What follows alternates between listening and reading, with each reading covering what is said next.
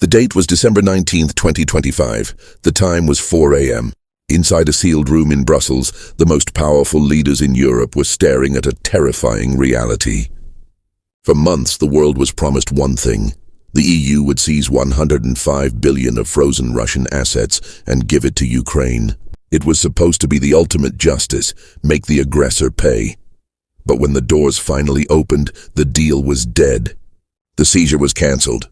Instead, Europe announced it would borrow the money itself, loading 90 billion of debt onto you, the taxpayer. Why did they blink? The media told you it was about unity. They lied.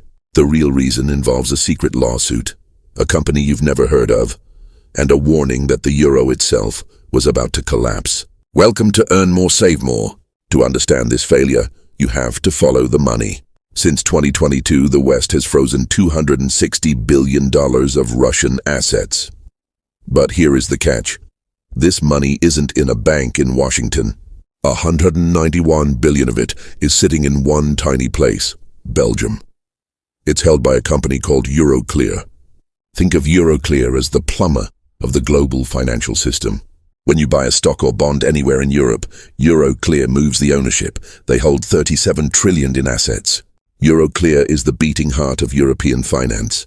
If this heart stops, the entire European economy dies instantly.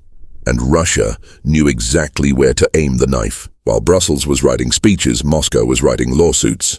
Just 1 week before the summit, the Russian central bank filed a lawsuit in Moscow. The claim, 18 trillion rubles. That is roughly $229 billion. The logic was brutal. Russia said, "You are holding our money. If you steal it, we will bankrupt Euroclear." How?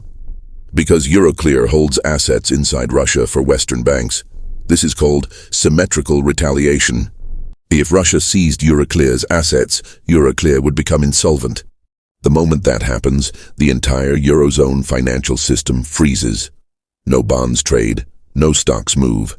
Total chaos. Enter the Prime Minister of Belgium. He realized his country was being asked to put its head in the guillotine. If Russia sued, they would sue Belgium.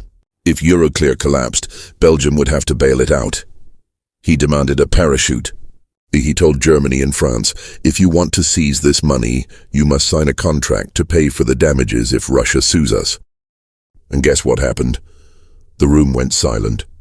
The other leaders wanted to spend the money, but they refused to share the risk. But the final nail in the coffin came from the European Central Bank. A confidential note was passed to the leaders. It warned that seizing sovereign assets would destroy the euro. The euro is a reserve currency. Countries like Saudi Arabia and Brazil hold euros because they trust the law. If the EU showed that it could simply seize money whenever it wanted, these countries would flee. They would dump the euro and buy gold. This would cause interest rates to spike and inflation to return. The ECB effectively said, "We can help Ukraine, but we cannot sacrifice the euro to do it." And if that wasn't enough, there was a ghost from the past. In 1989, Belgium and the Soviet Union signed a treaty protecting investments. Russia inherited that treaty. Top lawyers confirmed that under this old treaty, Russia would legally win in international courts. They could seize Belgian ships and planes all over the world to pay for the damages. It was a legal landmine. So by 4 a.m., the dream was over. The risks, financial collapse, legal defeat, and the death of the euro were too high. They chose to freeze the assets, not seize them. Instead, they handed the bill to you. $90 billion in new debt. The lesson is simple. In the modern world, politics does not control finance. Finance controls politics. The system will always protect itself first. What do you think? Should they have taken the risk?